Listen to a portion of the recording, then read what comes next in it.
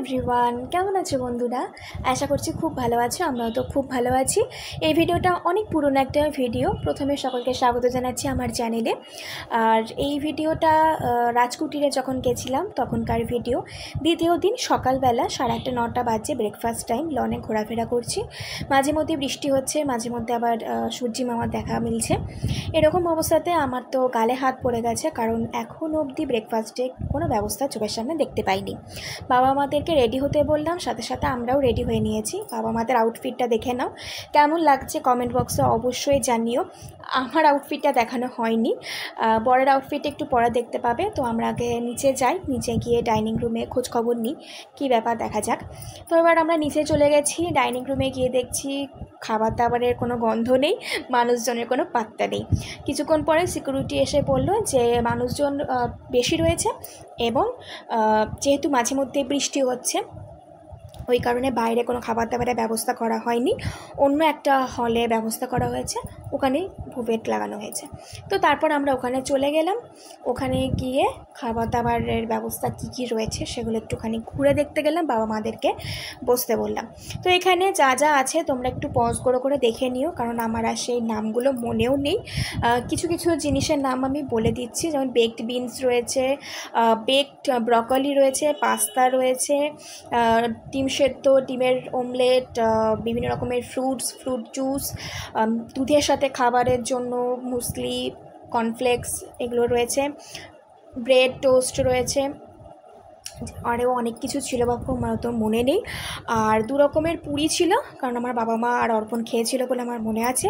তার সাথে আমি 2 রকমের সবজি নিয়েছিলাম, মানে আলুরই একটা হলুদ দেওয়া আর একটা হলুদ ছাড়া, এরকম একটা তরকারি ছিল। আমি বেকড বিনস খেয়েছিলাম, ভীষণ ভালো লেগেছিলো। আমি উপমা নিয়েছিলাম, ওটাও টেস্টি ছিল। আর আমার স্পেশাল এখানকার ঘুগনি আমার খুব ভালো লাগে, তো সেটাও নিয়েছিলাম।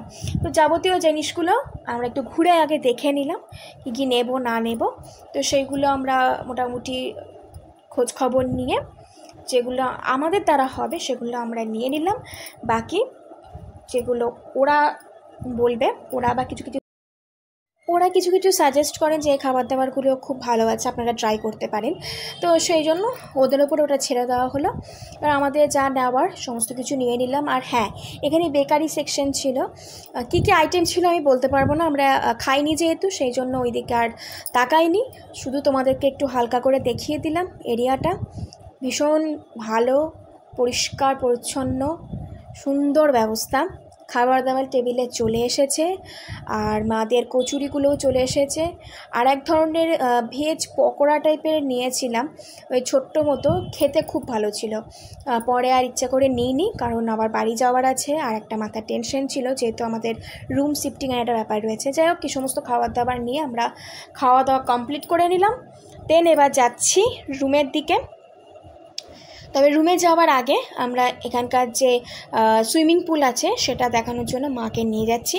বাবা অতদূর হাঁটতে পারবে না বলে বাবা এক জায়গায় বসলো, আমরা যাচ্ছি এখন। আর এখন একটু সূর্যের দেখা মিলেছে, তো সেই জন্যই রক্ষে, না হলে একটু ঘোরানোও যেত না, এমন অবস্থা। এত বৃষ্টি হয়েছিল সেই দিন। তো এই এরিয়াটা আমার ভীষণ ভালো লাগে, রাতের দিকে আরও বেশি অ্যাস্থেটিক লাগে। তো রাতের দিকে আনা হয়নি, চরম বৃষ্টি, বেরোনোই যাচ্ছিল না। এটা হচ্ছে স্পা, জিভা স্পায়ের ভেতর দিয়ে যেতে হয় সুইমিং পুল। তো এবার আমরা যাচ্ছি। আর আমার যেহেতু সব কিছুই চেনা জানা হয়ে গেছে, আমি একবার এসে একদম পুরো মুখস্থ করে নিয়েছি এরিয়াটা, আমি মাকে আরামসে নিয়ে যাচ্ছি ওখানে। তো এই জায়গাটাও আমার খুব ভালো লাগে, ভীষণ পিসফুল এরিয়া এটা। এই পুরো হোটেলেরটাই বলতে পারো পিসফুল ভীষণ, তার মধ্যে আবার কিছু কিছু থাকে একটু বেশি শান্তিপূর্ণ। এবার এখানে এলাম সুইমিং পুলে, এখানে আমরা এসে বেশ কিছুক্ষণ সময় কাটালাম, ঠাট্টা ইয়ার্কি মজা, বিভিন্ন ছবি তোলা, অনেক কিছুই হয়েছে এখানে। আর প্রচণ্ড হাওয়া দিচ্ছিল, যেটাতে আমার তো খুব ঠান্ডা লাগছিল। সুইমিং পুলের একটা ঠান্ডা হাওয়া, আর সারা দিন বৃষ্টি হয়েছে, সারা রাত বৃষ্টি হয়েছে। ওয়েদারটা এমনি মোটামুটি ভালো ছিল, তবে আমার একটু ঠান্ডা বেশি লাগছিল, কেন জানি না। তো এখানে ছবি টবি সব তুলে নিলাম, ভিডিও করা হয়ে গেল।